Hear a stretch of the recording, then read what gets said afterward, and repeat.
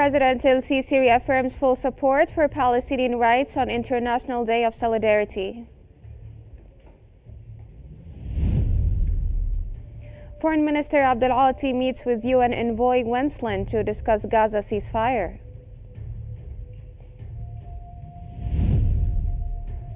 And Foreign Minister Badr Abdel Ati reaffirms Egypt's commitment to strengthening European Union cooperation.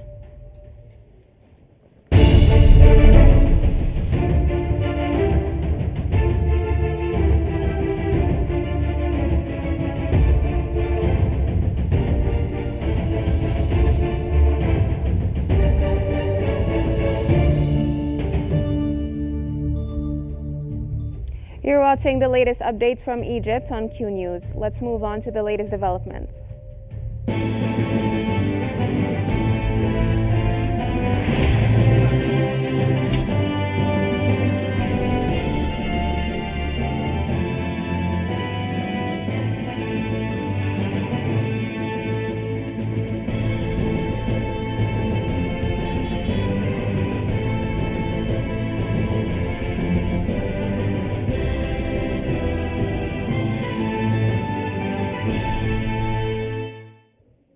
President Abdel Fattah el-Sisi has reaffirmed full support for Palestinian people's legitimate rights on the International Day of Solidarity with the Palestinian people.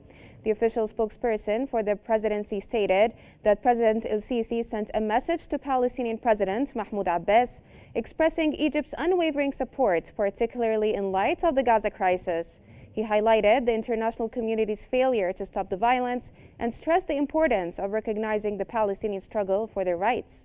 President el-Sisi called for revitalizing the two-state solution based on international resolutions, aiming to end the occupation and establish a Palestinian state along the 1967 borders with East Jerusalem as its capital.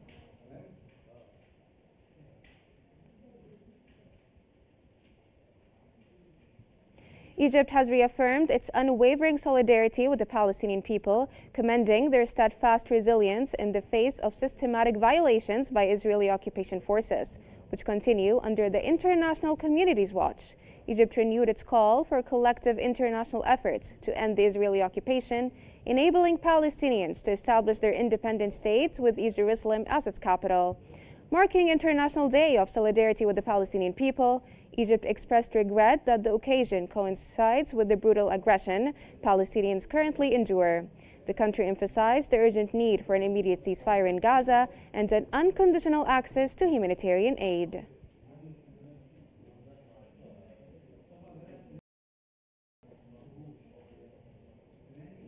Foreign Minister Badr Abdel Ati has met with UN Special Coordinator for the Middle East Peace Process, Tor Wensland, to discuss the latest developments in Gaza and the West Bank, emphasizing the urgent need for a ceasefire in Gaza. Abdel Ati reaffirmed Egypt's commitment to addressing the humanitarian crisis in Gaza and emphasized the Cairo Ministerial Conference on enhancing humanitarian response, scheduled for December 2nd in collaboration with the United Nations. He expressed hope that the conference would produce tangible outcomes to alleviate the suffering of Palestinians in Gaza.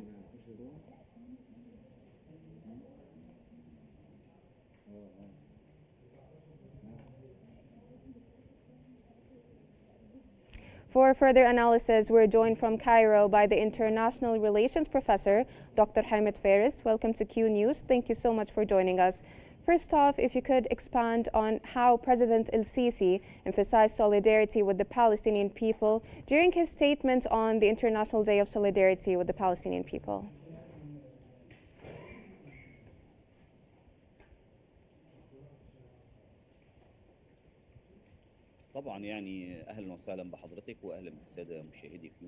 To you and your viewers.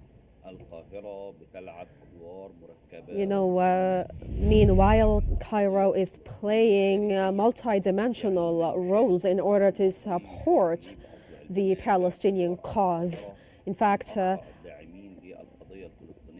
Egypt has always been an ardent supporter of the Palestinian cause, and ever since President Abdel Fattah el-Sisi came to presidential office, he has been working on the enactment of a two-state resolution, and as well after the 7th of October, he has been so keen on the operationalization of this resolution. And as well, we have seen in 2021, specifically in May, during the offensives that took place, Egypt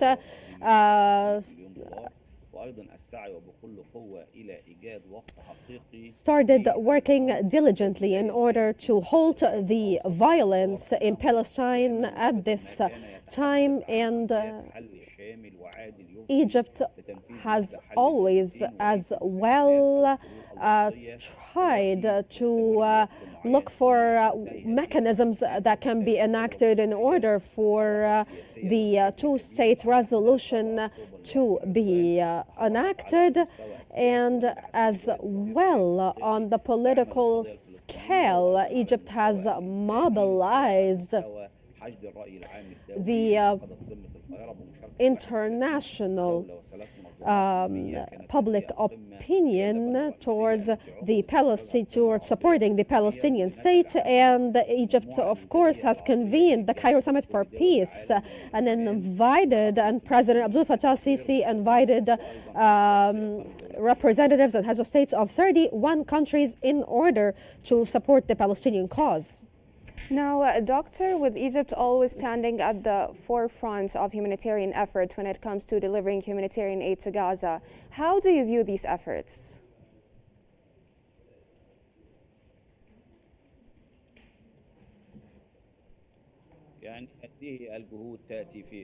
First, once more, comment within the framework that Egypt considers the Palestinian cause an Egyptian one.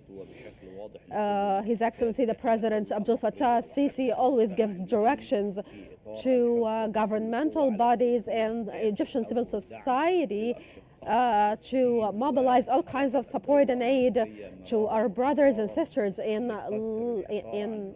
Palestine. And the state of Egypt has always tried to break the siege on Gaza. And Egypt, in fact, before the International Justice or Court of Justice, Egypt has provided a memorandum in which it has enlisted all the genocidal crimes and the starvation crimes carried out by the Israeli occupation forces against the innocent Palestinian civilians. And Egypt has done that in an elaborated manner. And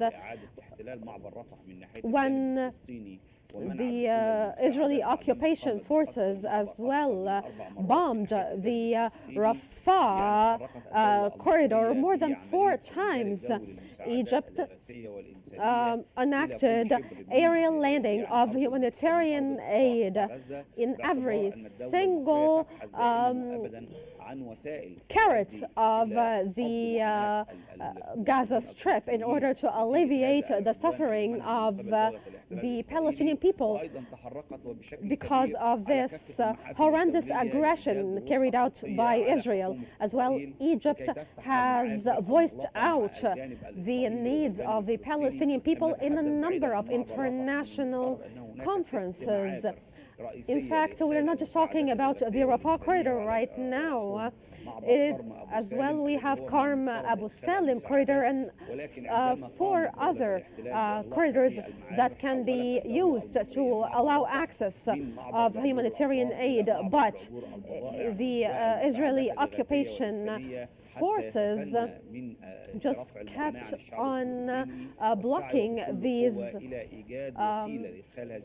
corridors. But Egypt still tries to get the humanitarian aid into the Gaza Strip with all it can. That was International Relations Professor Dr. Hamid Faris. Thank you so much for your insights and for all the information you provided us with. Egypt's Minister of Foreign Affairs, Badr Abdel Ati, has underscored Egypt's commitment to enhancing cooperation with the European Union across various political, economic, trade, and scientific sectors. During a phone call, Minister Abdel Ati congratulated Oliver Varhili on his new role as European Union Commissioner for Health. He also emphasized Egypt's hope for Varheli's support in improving access for Egyptian exports, particularly agricultural projects, to European markets, and urged efforts to address any related obstacles.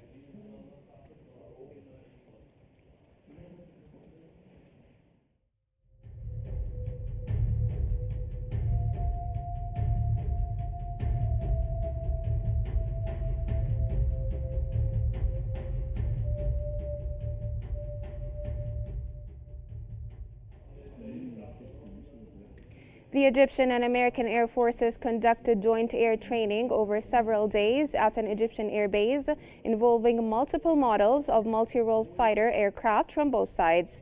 The training included lectures to align combat strategies, exchange experiences, and conduct sorties targeting enemy positions, defending vital sites, and practicing air refueling. It is part of the ongoing military cooperation between the Egyptian and American armed forces designed to strengthen ties with allied countries.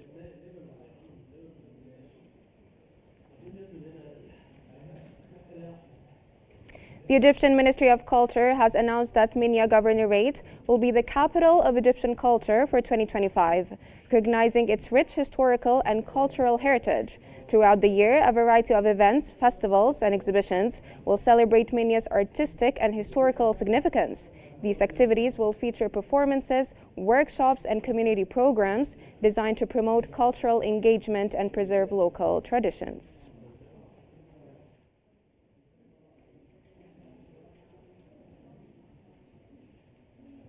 Housing Minister Sharif El-Sherbini has held a meeting to review progress on the Mbeba Airport land development projects following directives from the Prime Minister. El-Sherbini stressed the importance of maximizing investment opportunities on lands managed by the new Urban Communities Authority, particularly in the Mbeba Airport area. He called for the rehabilitation and development of the park within the site, urging efficient management to ensure the land is used effectively.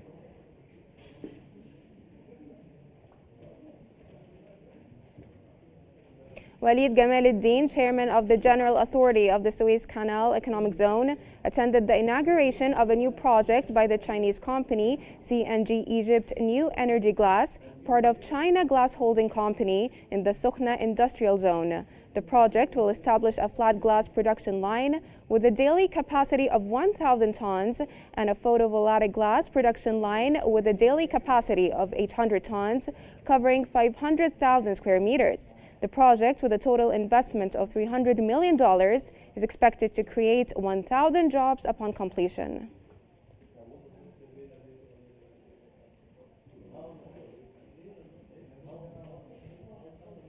Egypt's gas company Swiss-based GF Piping Systems and the UAE's Green Coast Enterprises inaugurated a plant in Cairo valued at 1 billion Egyptian pounds. The facility aims to deliver a reliable infrastructure piping system, enhancing the region's industrial capabilities. It will manufacture HDPE and MDPE pipes and piping solutions tailored to the specific needs of the regional infrastructure market. The new plant is set to support local projects aligned with Egypt's national development goals and position itself as a gateway to Africa.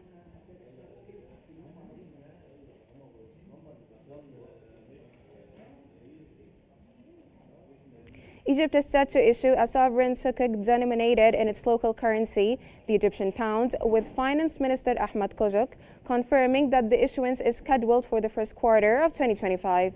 Egypt's foray into the sovereign sukuk market began in February 2023 with a successful $1.5 billion three-year issuance.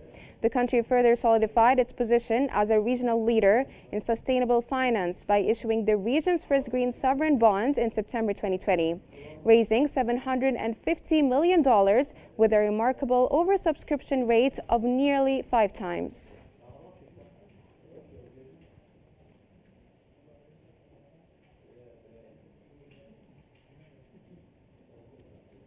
The cabinet has approved a draft resolution granting the Balkan Food Industries Company a golden license to establish and operate a factory with an investment of over 850 million Egyptian pounds. The factory, set to produce concentrates, tomato paste, and various vegetable and fruit products, aims to localize the industry and increase the use of local materials.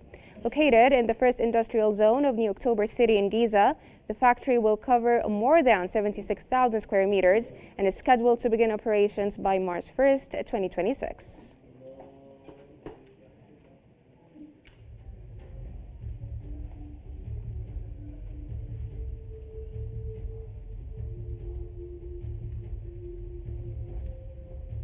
That brings us to the end of our news bulletin. Here's what we've been covering. President El-Sisi reaffirms full support for Palestinian rights on International Day of Solidarity.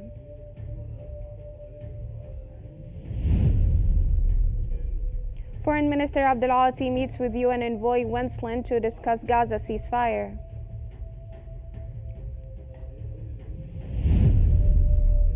And Foreign Minister Badr Abdul-Ati reaffirms Egypt's commitment to strengthening European Union cooperation.